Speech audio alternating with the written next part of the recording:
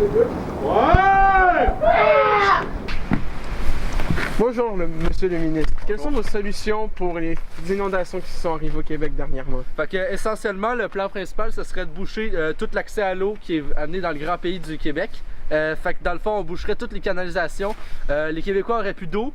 Fait qu'on conseille essentiellement de s'équiper de gallons d'eau. Donc celui-là, il est juste un quart rempli, tu sais. C'est sûr les moins chers parce que, dans le fond, on a, vu qu'on n'a pas d'eau, on économise là-dessus. Puis ça, c'est la ration que, exemple, moi, j'utiliserais pour 4 ans et demi, genre. Impressionnant. Ensuite, il y a ces gallons-là qui vont être vendus, parce que l'autre, c'était juste 20$.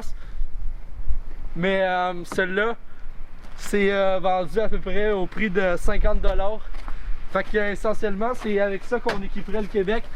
Pas d'inondation parce qu'il n'y a pas de canalisation. L'eau entre pas dans le pays. That's it. That's out. Wow! Mais je vais juste remonter là-dessus. Le Québec n'est pas encore le pays que je sache.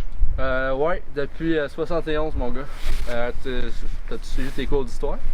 Ah non, c'est vrai, je suis né dans un endroit qui n'a pas d'école. Pardonnez-moi. Dommage. Ça doit être à Montréal. Quelles vont être vos solutions pour des problèmes similaires dans le futur? Pour des problèmes similaires, exemple pour le problème majeur qui a été pris dans la crise du verglas il y a quelques jours, ça a été surtout au niveau des arbres. Regardez comme l'arbre qui est juste là, on peut le voir avec la caméra, donc il y a des branches qui sont tombées, l'arbre c'est tout aplati. Fait que ce qu'on comptait faire, c'est acheter une grande quantité de saran wrap. Vu qu'on économiserait au niveau de l'eau, on achèterait une tonne de paquets, puis avec ça on équiperait tous les arbres d'une couche supérieure de saran wrap qui ferait en sorte qu'ils seraient accrochés, impossible de tomber, aucun bris, aucun char cassé. C'est comme ça qu'on fait au Québec. Made in Québec, tabarnak. Quelles sont vos motivations derrière ce genre de solution? Mes motivations, c'est surtout ma femme, Linda, mon enfant, Pedro, que j'ai fait importer du Mexique. C'est ça parce qu'au Québec, l'importation est gratuite.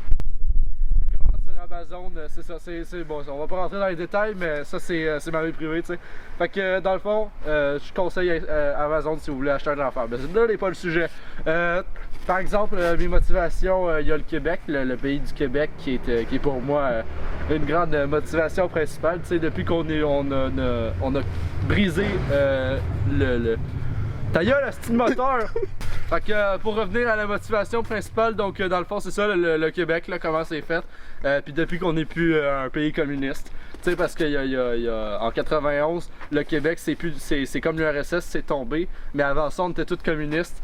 C'était tout géré par un gouvernement, puis on le savait pas. Mais là, on est tous au courant de ça. Puis tu sais, la seule personne que je trouve qui a raison en ce moment, c'est Trump. Je trouve ça vraiment plate qu'il se fasse arrêter en ce moment. Moi j'irais faire un attentat au Capitole une deuxième fois si je pouvais le libérer, tu sais. Mais ça, c'est mon avis personnel. Puis c'est ça mes motivations. Merci de nous avoir accordé cette interview, monsieur le ministre. Merci à vous. Je vous remercie d'avoir donné de votre temps pour ceci. Je peux vous libérer maintenant. Ceci est terminé. Excellent. J'ai appris tout ce que je voulais savoir. Vive le Québec. Merci. Ça, c'est une phrase que Sarkozy a dit. Ouais, très bon premier ministre québécois. Non, c'est juste ministre. Ah, c'est vrai, pardon. Premier ministre, je le connais pas, c'est un autre gars. Ah, ok, pardonnez-moi. Ciao. Bye. Mange la main.